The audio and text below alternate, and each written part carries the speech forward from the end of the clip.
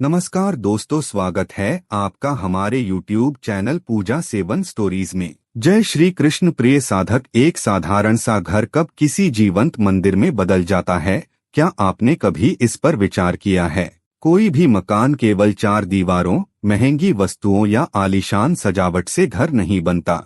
घर वास्तव में वहाँ रहने वाले लोगों के शुद्ध विचारों, उनके नेक कर्मों और आपसी प्रेम की भावनाओं से बनता है। जिस स्थान पर ईश्वर की अदृश्य शक्ति और दिव्य ऊर्जा का प्रवाह होने लगता है, वहाँ का वातावरण स्वतः ही बदलने लगता है।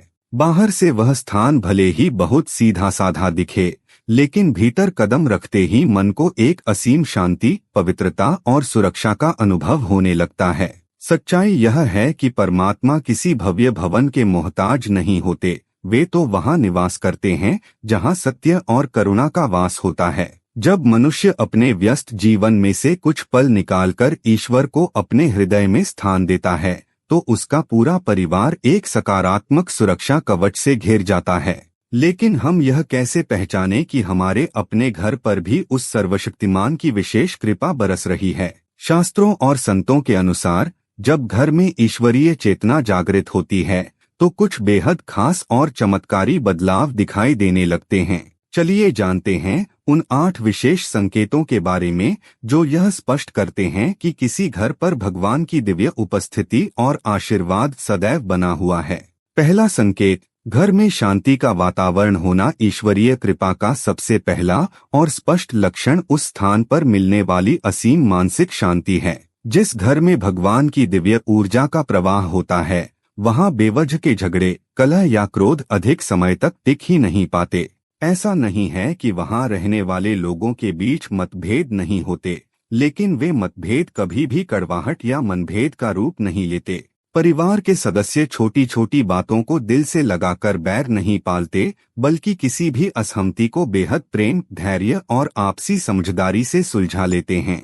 वहाँ अहंकार की जगह विनम्रता ले लेती है और कटु शब्दों की जगह मधुर वाणी सुनाई देती है। इस प्रकार के पवित्र वातावरण में प्रवेश करते ही बाहरी दुनिया का तनाव दूर हो जाता है और मन को एक अद्भुत सुकून मिलता है। सुबह के समय होने वाली प्रार्थना, भजन या मंत्रोच्चार पूरे घर को एक अदृश्य और सकारात्मक शक्ति से आलोकित कर देते हैं, जिससे पूरा दिन उत्साह से भरा रहता है। यहाँ तक कि बाहर से आने वाले अतिथि भी वहाँ की सकारात्मकता को देखकर अक्सर यह कहते हैं कि इस घर में आकर मन को बहुत शांति मिलती है।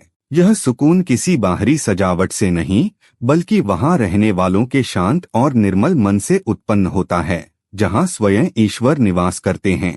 दूसरा संकेत, परिवार के सदस्यों में प्रेम और एकता होना। ईश्वरीय उपस्थिति का दूसरा सबसे बड़ा प्रमाण परिवार के सदस्यों के बीच का अटूट प्रेम और आपसी एकजुटता है। जिस घर पर परमात्मा का आशीर्वाद होता है, वहाँ लोग केवल एक छत के नीचे रहने वाले रिश्तेदार नहीं होते, बल्कि वे दिल के गहरे रिश्तों से जुड़े होते हैं।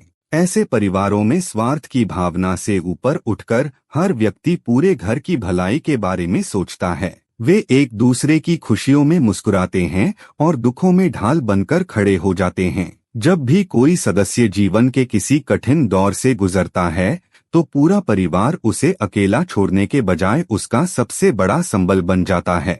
आज के समय में जहां लोग एक ही घर में रहकर भी दिलों से दूर होते जा रहे हैं, वहीं भगवान की कृपा प्राप्त घरों में बड़े बुजुर्गों के अनुभवों को सम्मान मिलता है और छोटों को बेहद स्नेह दिया जाता है। वहाँ ईर्ष्या, द्वेष या कटुता के लिए कोई स्थान नहीं होता। अगर कभी कोई मनमुटाव हो भी जाए, तो वे अपने अहंकार को रिश्तों से बड़ा नहीं होने देते और समय रहते दूरियां मिटा लेते हैं। जब पूरा परिवार मिलकर हर चुनौती का सामना करता है और एक दूसरे की सफलता पर गर्व महसूस करता है, तो वह घर सचमुच एक पवित्र मंदिर का रूप ले लेता है, क्योंकि निस्वार्थ प्रेम और करुणा के बीच ही साक्षात ईश्वर का वास होता है।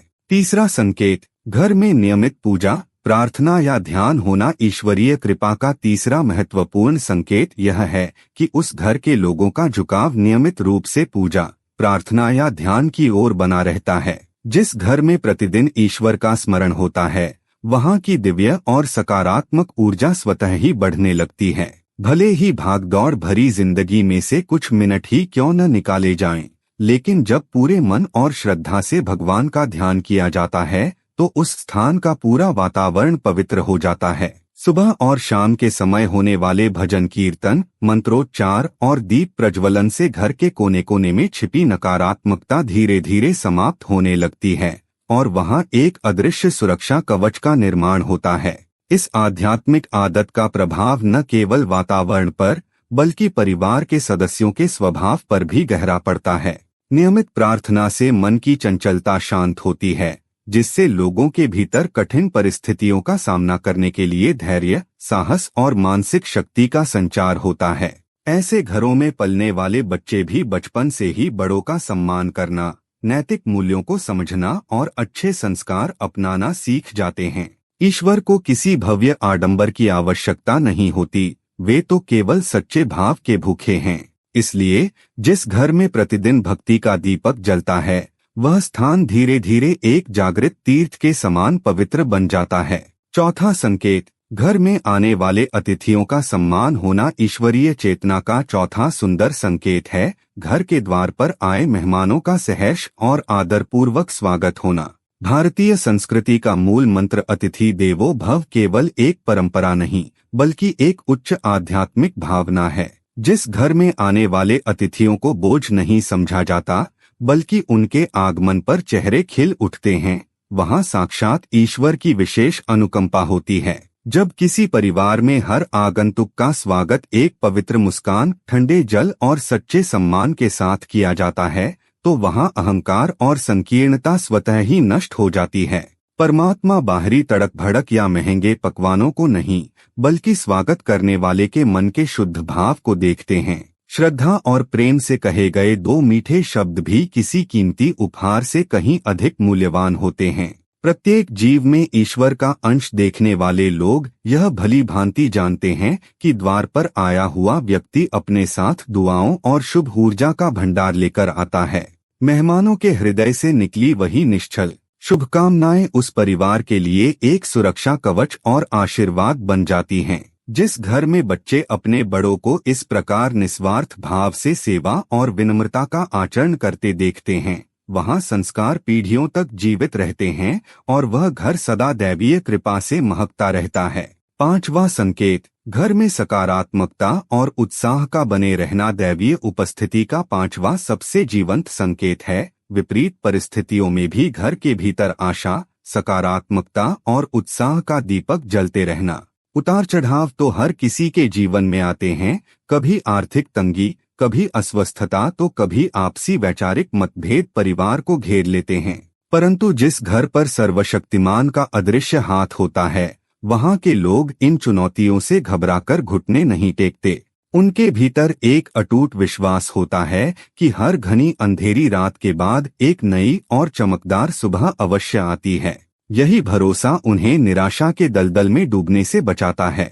ऐसे भाग्यशाली घरों में जब कोई समस्या आती है तो परिवार के सदस्य एक दूसरे पर दोषारोपण करने के बजाय एकजुट होकर समाधान खोजने में लग जाते हैं। उनकी वाणी में शिकवे शिकायतों के स्थान पर कृतज्ञता का भाव होता है। वे इस बात पर दुखी नहीं होते कि उनके पास क्या नहीं है, बल्कि ईश्वर ने उन्हें जो कुछ भी दिया है उसके लिए बार बार आभार व्यक्त करते हैं।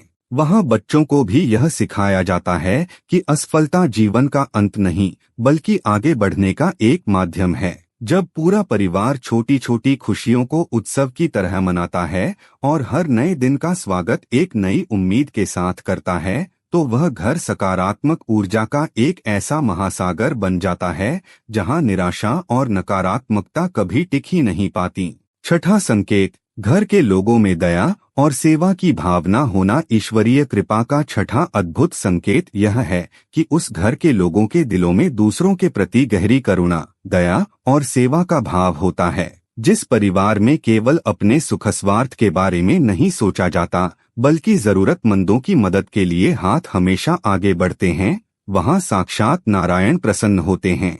ऐसे घरों में केवल इंसानों के प्रति ही नहीं बल्कि मूक पशु पक्षियों के प्रति भी असीम संवेदना होती है। सुबह उठकर पक्षियों के लिए दाना पानी रखना या किसी असहाय जीव की रक्षा करना वहां के दैनिक जीवन का हिस्सा होता है। सेवा का यह पावन कार्य किसी धन दौलत के दिखावे से नहीं, बल्कि एक शुद्ध और निश्चल हृदय से किया जाता है। जब घर के बच्चे अपने माता पिता को इस प्रकार निस्वार्थ भाव से दूसरों की पीड़ा दूर करते देखते हैं, तो उनके भीतर भी परोपकार के उत्तम संस्कार विकसित होते हैं। संतों का भी यही मत है कि हर जीव में ईश्वर का अंश देखना और उनकी सेवा करना ही परमात्मा तक पहुंचने का सबसे सरल मार्ग है। जिस घर में दया का यह प्रवाह निरंतर बना रहता है, वह स्थान स्वतः ही दैवीय ऊर्जा का केंद्र बन जाता है। 7वां संकेत, घर में अन्न और धन की बरकत होना ईश्वरीय कृपा का 7वां दिव्य संकेत है। घर में अन्न और धन की निरंतर बरकत का बने रहना। यह बरकत का अर्थ केवल अपार धन दौलत, बड़ी गाड़ियां या आलीशान सुख सुविधाएं एकत्र करना नहीं है। सच्ची बरकत का वास्तविक अर्थ यह है कि परिवार की सभी मूलभूत आवश्यकताएं बिना किसी बाधा के समय पर पूरी होती रहें और घर में कभी किसी चीज का अभाव महसूस न हो। जिस घर पर भगवान का आशीर्वाद होता है, वहां कभी भी अन्न का अपमान नहीं किया जाता। भोजन को केवल एक वस्तु नहीं, बल्कि ईश्वर का पवित्र प्रसाद समझकर ग्रहण किया जाता है, जिससे घर की सकारात्मक ऊर्जा हमेशा बनी रहती है। अक्सर देखा जाता है कि कई परिवारों की आय बहुत सीमित होती है, फिर भी उनके चेहरे पर एक अद्भुत संतोष और खुशी दिखाई देती है। इसके विपरीत कई जगह बहुत पैसा होने के बाद भी केवल तनाव और अशांति का माहौल रहता है। ऐसा इसलिए होता है क्योंकि बरकत पैसे की मात्रा से नहीं, बल्कि मन के संतोष और ईमानदारी की कमाई से आती है। जब मनुष्य हर छोटी बड़ी प्राप्ति के लिए कृतज्ञता व्यक्त करता है और अपनी कमाई का एक हिस्सा नेक कार्यों या किसी जरूरतमंद की सहायता में लगाता है, तो वह धन और अधिक फलदायी बन जाता है। विपरीत परिस्थितियों में भी ऐसे घरों के लिए ईश्वर कोई न कोई रास्ता निकाल ही देते हैं, जिससे समृद्धि और शांति का प्रवाह कभी थमता नहीं है। 8वां संकेत, घर के लोगों का मन आध्यात्मिकता की ओर आकर्षित होना ईश्वरीय उपस्थिति का 8वां और सबसे गहरा संकेत यह है कि उस घर के सदस्यों का झुकाव धीरे धीरे भौतिकता से उठकर आध्यात्मिकता और आत्मज्ञान की ओर होने लगता है। जिस परिवार पर भगवान की विशेष अनुकंपा होती है, वहाँ के लोग जीवन को केवल धन, ऊंचे पद या बाहरी चकाचौंध के तराजू में नहीं तौलते। उनके मन में यह जानने की तीव्र जिज्ञासा जागृत होती है कि जीवन का वास्तविक उद्देश्य क्या है। ऐसे घरों में अक्सर सत्संग, नैतिक मूल्यों, धर्म और आत्मसुधार जैसे गंभीर और पवित्र विषयों पर चर्चा होती है, जो परिवार के वैचारिक स्तर को बहुत ऊंचा उठा देती है। आध्यात्मिकता का अर्थ संसार को छोड़ देना नहीं है, बल्कि इस संसार के कर्तव्यों को निभाते हुए भी अपने भीतर एक गजब का संतुलन, विवेक और वैराग्य बनाए रखना है। जब किसी व्यक्ति का मन ईश्वर के प्रति निश्चल भक्ति से भर जाता है, तो उसका पूरा व्यक्तित्व ही बदल जाता है। उसके भीतर का अहंकार पिघलने लगता है और उसकी जगह असीम विनम्रता, सहनशीलता और करुणा ले लेती है।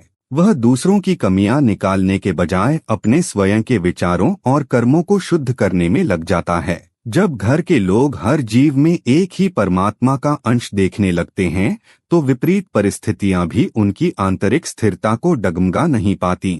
ऐसा घर सचमुच ईंट पत्थरों का ढांचा न रहकर एक जागृत और जीवंत मंदिर बन जाता है। उम्मीद करते हैं कि आपको इस वीडियो से कुछ नया जरूर सीखने को मिला होगा। आपको वीडियो कैसी लगी हमें कमेंट बॉक्स में जरूर बताएं। अगर वीडियो के दौरान मुझसे कोई गलती हो गई हो तो मैं माफी चाहता हूं। दोस्तों, हमारे चैनल पर और भी अच्छी वीडियोस है, उन्हें भी जाकर आप जरूर देखें। लिंक जो है वह आप डिस्क्रिप्शन बॉक्स में चेक कर सकते हैं। जो अक्सर डेली हमारी वीडियोस देखते हैं, उन सभी का दिल से शुक्रिया। दोस्तों, अगर आपको ये वीडियो अच्छा लगा तो कृपया करके वीडियो को लाइक करें और वीडियो को हाइप जरूर करें और कमेंट बॉक्स में हर हर महादेव जरूर लिखें और वीडियो को शेयर जरूर करें और चैनल को सब्सक्राइब करें। धन्यवाद। ओम नमः शिवाय। यहाँ यह बताना जरूरी है कि हम किसी भी तरह की मान्यता, जानकारी की पुष्टि नहीं करते हैं। किसी भी जानकारी या मान्यता को अमल में लाने से पहले संबंधित विशेषज्ञ से सलाह लें। वीडियो को अंत तक देखने के लिए आप सभी का बहुत बहुत धन्यवाद।